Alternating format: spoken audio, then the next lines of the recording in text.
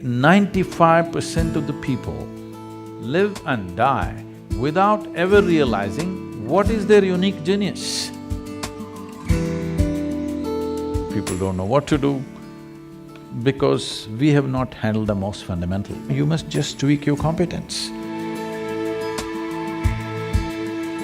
Wherever you are, you will know how to do. You will function to the best of your intelligence and capability.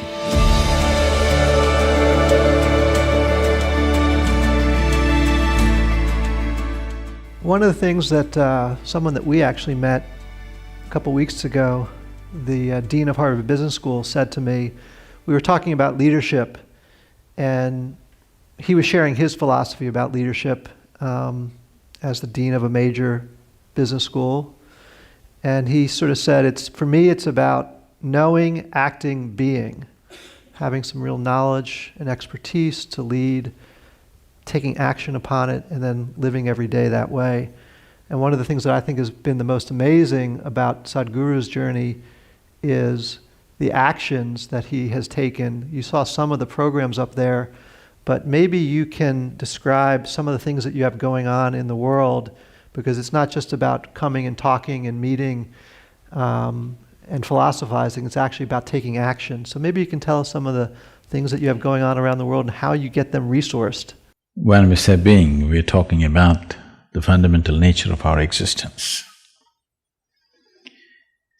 The quality of our existence will determine the quality of our perception, and the quality of our perception will determine the quality of what we know and what we do not know. Action is a consequence of this. If you put it upside down, then it's like saying fruit, tree, root, soil. That's not how it works. Soil, root, tree, and then fruit. If you put it upside down, you may pull out something forcefully, but the damage is there. Today, I'm working with a whole lot of business leaders in the world, both in India and outside. I wouldn't like to generalize this, but I would say at least 60 to 70% of them, by the time they're 45, they're seriously damaged in many ways. Either they have become emotionally stifled because of a certain type of activity, or many of them are suffering from various types of physical ailments, which is essentially, they believe, is a natural consequence of the kind of job they're doing. Because you're doing things forcefully. If you do not understand the natural order of things as to how life blossoms, if you want the fruit first before the tree, obviously it involves forceful ways of doing things. When you do forceful ways of doing things, one thing may be achieved, but the rest is damaged. Most affluent societies in the world, everywhere, not just here, are going through this. They have become affluent, but the fundamental idea of seeking affluence, either in individual life or in a society or in a nation, is because it will give us a choice fundamentally of nourishment and lifestyles. This is the reason why human beings seek affluence, so that it'll give us a whole choice of nourishment and lifestyles. Now, if you look at people's lives, these choices are not something that they're enjoying. These choices are just freaking them out. People don't know what to eat, people don't know what to do, because we have not handled the most fundamental.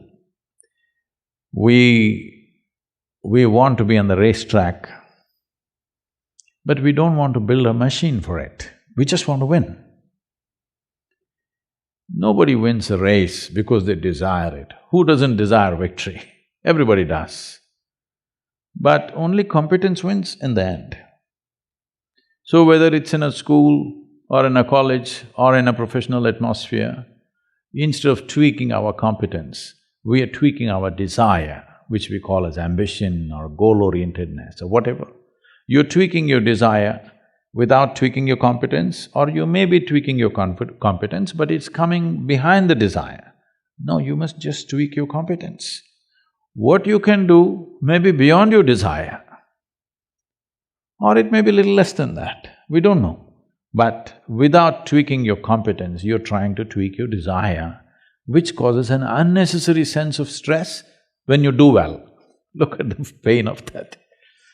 You're suffering your well-being.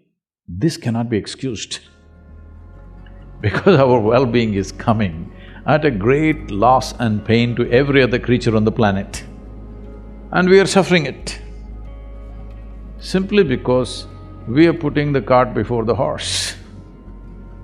So, you cannot do being in the end, doing, knowing and being, no.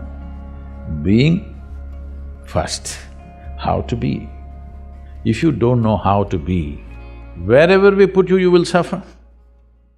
If you know how to be, whether you work here in San Francisco or you have to work in the Mars, it doesn't matter.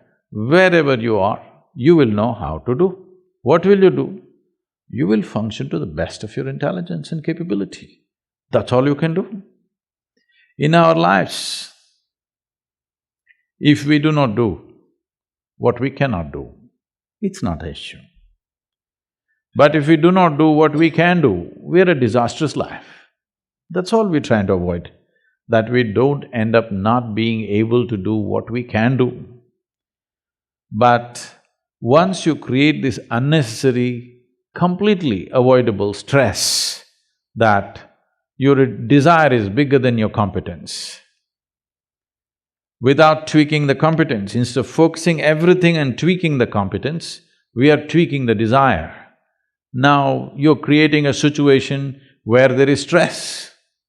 Stress means you're moving towards incompetence, not towards competence.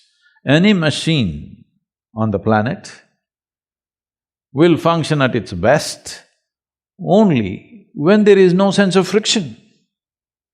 The least amount of friction means that machine is the most efficient machine. Why is that not true for human mechanism?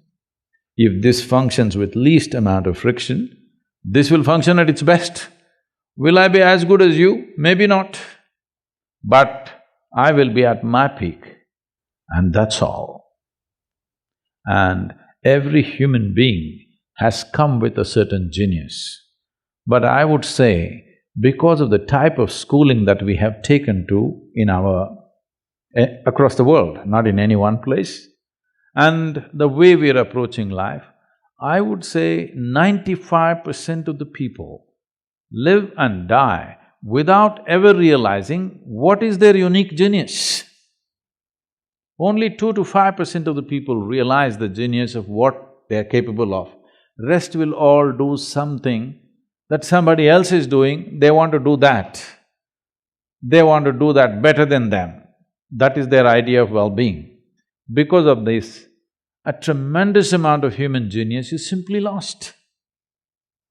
And that is the biggest crime on the planet, that human genius is stifled because everybody is trying to be in one basket and be on top of everybody else.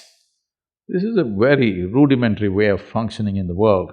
Unfortunately, that's become the way everywhere. We're trying to do something, but that's in small scale. The large-scale schooling and education and professional seekings are all in this way. We all wanted to get into one basket and be on top of the pile. It's a cruel way to live. If you get there also, you will suffer. If you don't get there also, you will suffer.